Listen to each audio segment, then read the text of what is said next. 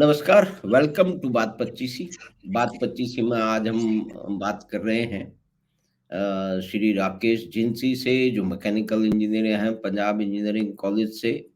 और उसके बाद में उनकी लाइफ जर्नी कैसी रही, किस किस क्षेत्र में उन्होंने काम किया, काफी विस्तृत उनका अनुभव रहा है।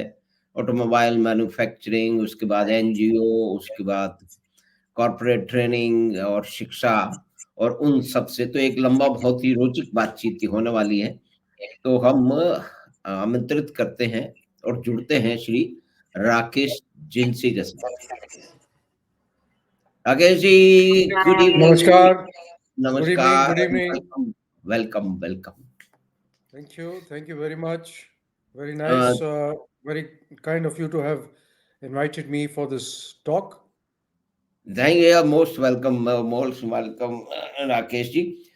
तो आप बताएं जरा, आपका इंजीनियरिंग की शिक्षा के बाद में फिर क्या क्या आपका अनुभव किस किस क्षेत्र में रहा, तो फिर उस बात को आगे बढ़ाते हैं।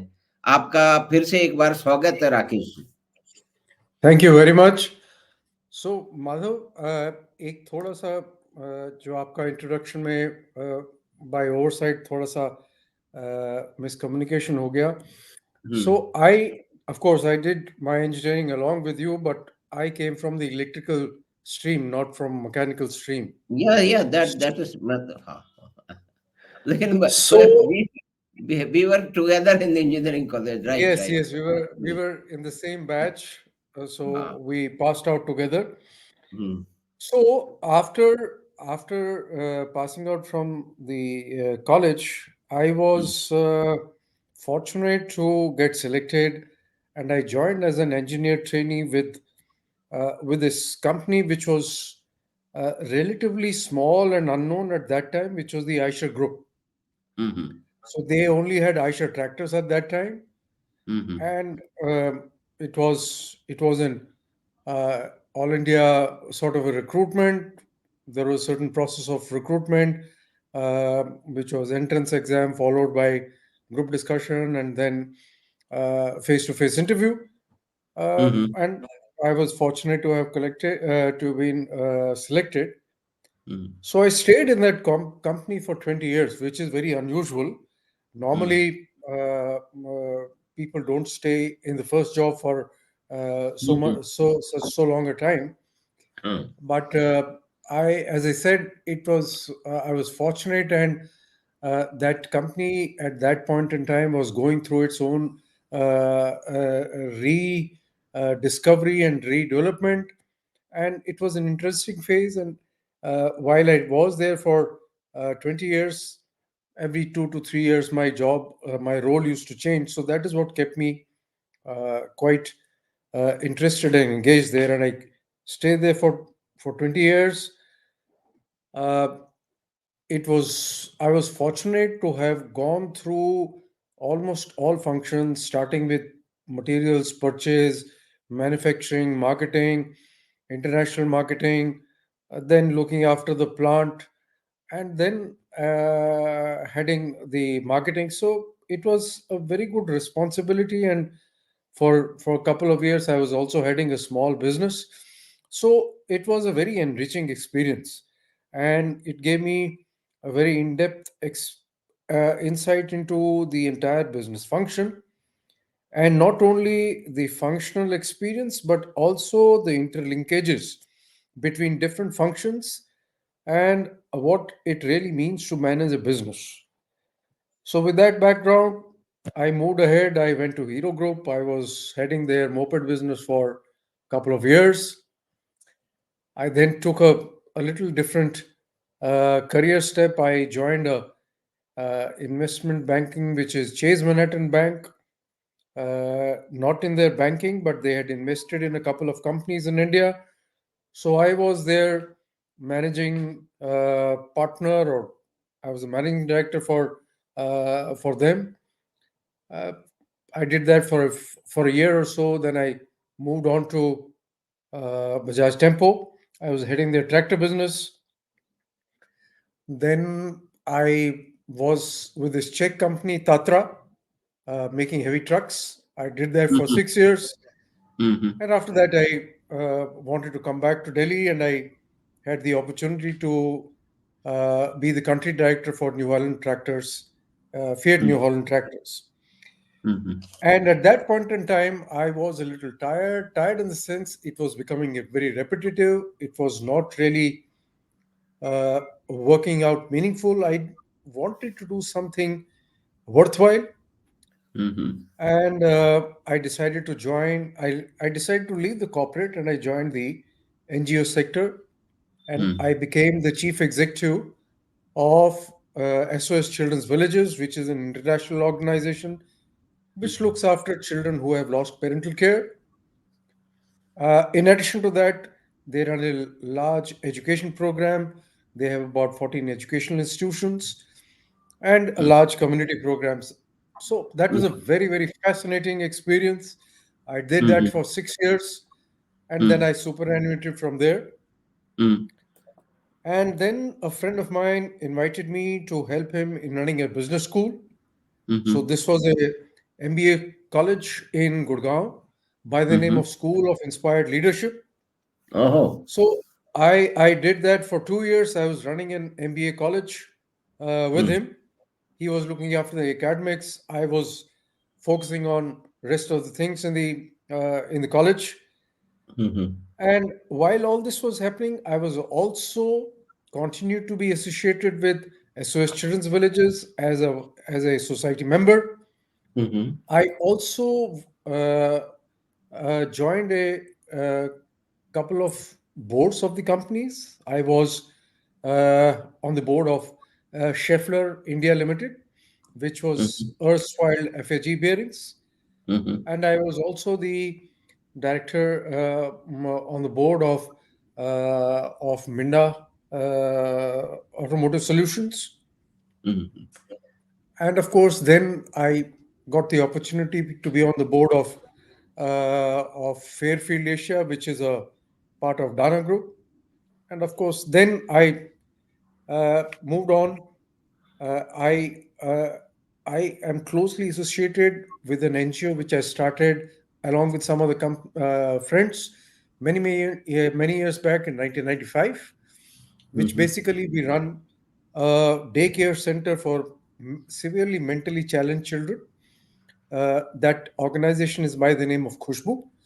So we have about 115 children. We bring them in the morning, and we drop them back at their residence in the late afternoon. Mm-hmm. So these are mostly from underprivileged society. I also am engaged. I do some freelance consulting. I try and help small and medium industries to improve their business. Normally, businesses who would find it difficult to get experienced people advise them. Yeah. Yeah. Currently, also, I'm advising a hospital, a 100-year-old hospital, Shroff Charity Eye Hospital in Daryaganj, trying to improve their medical processes. So, this is how I try and keep myself engaged. I also am the chairperson of SOS Children Villages. They called me back, and I am the chairperson of the board. So, this is all what I have been doing. Excellent. What is an illustrious and wide-ranging experience you have and contributed to so many, important sectors in manufacturing and in marketing and education and destitute care and all that. That's very wonderful. And I have Yes, I was very fortunate. opportunity to visit your center, I mean, SOS Village Center in Jaipur. There Yes, is in a Jaipur there is center. a center. I had Yes. opportunity to go there and meet and talk to you. That was some time back. Uh, if we come to the manufacturing part and then we go to the other parts and something which you are helping the budding entrepreneurs in guiding them in certain areas where they have an opportunity to interact with senior people like you. That's extraordinary. I mean, that is much is needed. So how is your experience with the, working with the entrepreneurs? What kind of problems they are facing? What areas they are in? Do they have a marketing issues or finance issue or human resource issue? What is your, core experience to this? So, my experience and the way I would like to I analyze, Mm, there are some common problems, or there are some not common problems. There are certain specific problems with, or specific, not problems, challenges, yeah. which each of these entrepreneurs or startups or businesses, Mhm, somebody would have marketing, somebody who have manufacturing, somebody may have product related, somebody may be, how to streamline the processes. So mm. there are so there are challenges we people face in terms of functional specificities. Yes. But there is one thing Mm, which I have observed, mm, which cuts across all the people I have had an opportunity to engage with. And that mhm. is the ability to manage people. And by managing, I don't mean manipulating people. By managing people is to how to motivate them to be able to give their best to whichever organization they are working for. And this thing becomes more acute when we have youngsters who have become entrepreneurs, and they have energy, they have ideas, they have desire to really become successful. But the ability to manage people is something which comes only through experience. And Yes.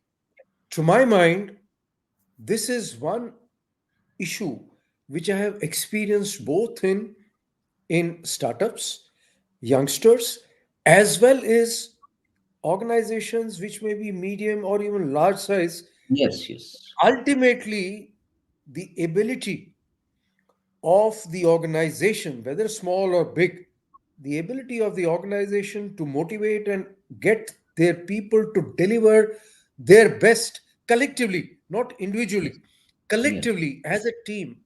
I think that is where the main challenge lies. And while I do try and give suggestions and work with organizations and with people on functional matters. But I think my majority focus and majority, I would say, value addition goes in primarily in helping them to look at this HR. I mean, not HR as traditional HR, but how to manage the human resources they are having. I think that is a challenge which is very difficult to acquire immediately. Of course, this is a basic, this is a basic challenge, and I have something to add to it that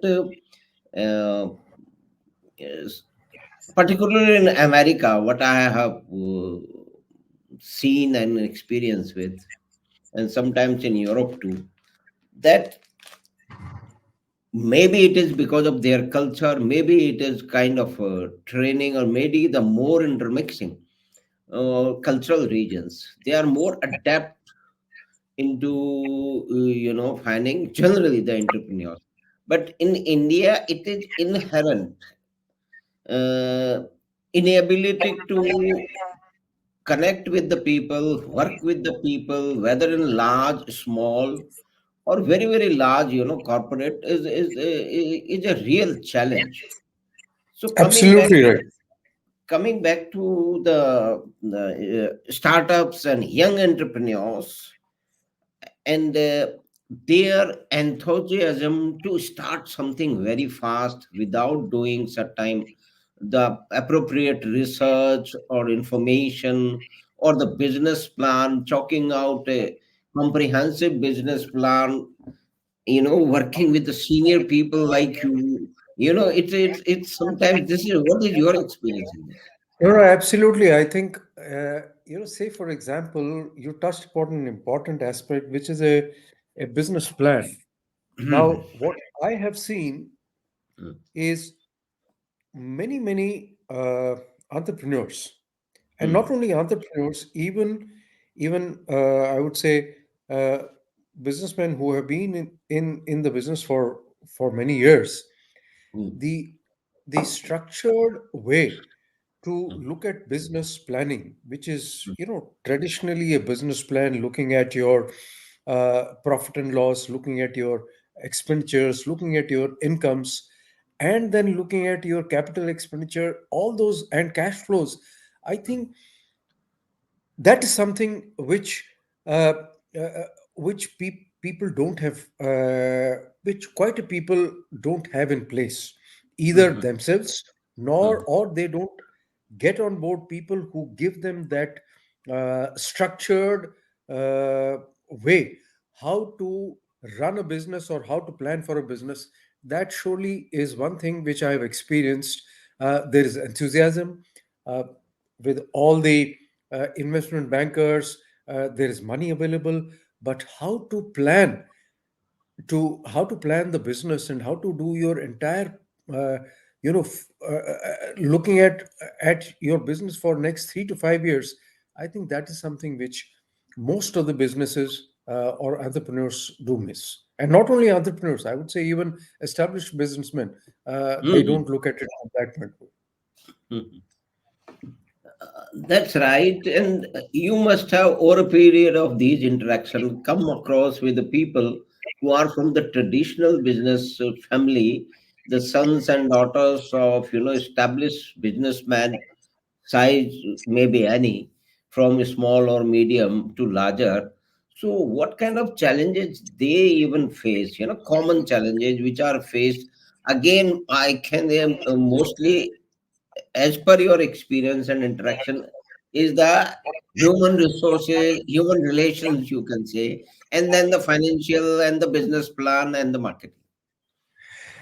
See, there are two types of family businesses, Mm, and how one generation mm, inducts the next generation.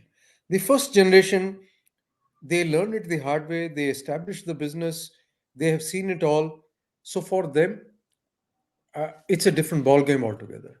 The mhm, real challenge starts when they have to hand over the business to the next generation.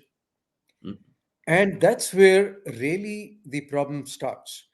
Now, some families, they adopt a method, is that they send out their child or they send out their children to some other organization mhm, where those people are put through a normal job.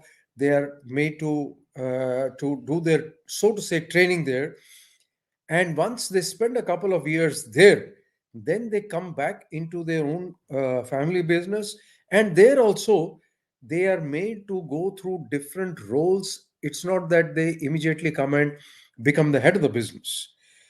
Now, in such an approach, the stability of the business and the stability of ultimately the settling down of that person, or the next generation, is far more, I would say, stable.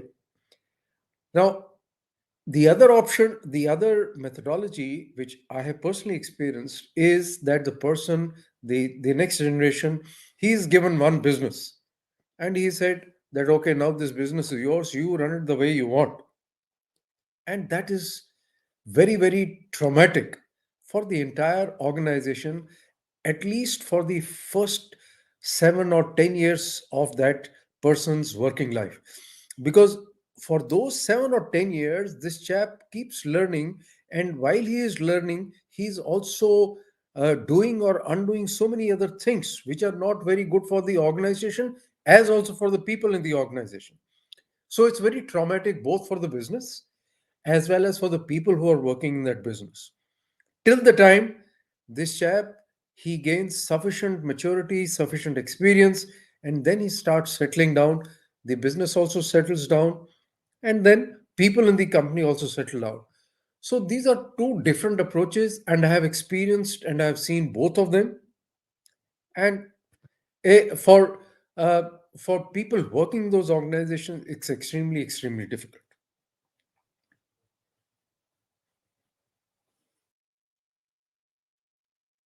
You're on mute. There so much of wastage of the resources, time of that particular entrepreneur, his whole team, the company resources, whether they are marketing or in manufacturing or in some business. So this kind of a hands-on firefighting, you can say, somebody is pushed into, throw a child is thrown into water, and then expect him to swing Either or sink or swim. uh, so I mean, all these businessmen who have established business with sheer hard work and sheer fight, when the days and time and communication was different, it was different world altogether, 20 or 30 years back. So Correct. they are also experimenting. They want the same kind of experience, maybe, to be imparted to their children, which they have gone through without any training. Most of the time, there are certain examples you must have come across, which are, I mean, there was a proper, planning, succession planning, and all that. Yeah, so actually, succession planning, I'm not sure. At least I have not experienced a proper Mm, succession planning. mm, Uh, it is by default. They know the mhm, son has to take over or the next generation has to take over. mhm, And depending upon the uh, family situation, the relationships within the family, mm, the strength or their internal relationships, their internal strengths. So all those dynamics come into play, and that's mm, how any person of the next generation gets a role or gets a part of the business. So it's mm, in India, it's a very complex thing, mhm, and in fact, that is one of the areas where I try and do a bit of consulting, especially, mm, I mean, of course, on a very selective basis. I try and help families who are running family businesses, try and mm, help in their transitioning, succession planning, wealth mhm, management, uh, mm. business control, because there are different, there are business control, there is succession planning, there is wealth management. So Yes. there are different aspects. So I try and work with families and Mm, try and help them to sort of navigate this entire complex process in mhm, probably a little more defined way. mhm. That's right. So to a novice, a total greenhorn who has no family background, and he has thought about building up, setting up a business as per his requirement or his skill and interest, and he goes into it. There are so many, size may be different, the investment horizon may be different, that areas may be different. So what would you advise such a young man, a budding entrepreneur, to do? What, five to do things, most important things to do, before he is doing it or while he's doing it? Okay, my experience is, which normally most of the entrepreneurs uh, do not really look at. I Mm, It's very important that they should identify and appoint a mentor or a coach who yes. has the right experience, right level of maturity, Mm, and with whom they can relate uh, quite comfortably. mhm, It's extremely important that a young entrepreneur, and it's more important for a very young entrepreneur to, uh, you know, uh, the entrepreneur has the idea. Entrepreneur has also got the money. mhm, But before he sets out, my strong advice to any entrepreneur is to look around, identify the right mentor, mentor or coach, whatever you may call, and appoint him or her before he or she starts to do to roll out the project. That's extremely important. Now, having done that, then the rest of the things is product planning, business plan, doing a business plan, which means really profit and loss, as also the cash flow. I think all these become necessarily they're very important. So identifying, appointing a mentor coach, and then working out with the product planning, the business plan. Uh, I think that's my suggestion. How what would be the safer way of starting a business?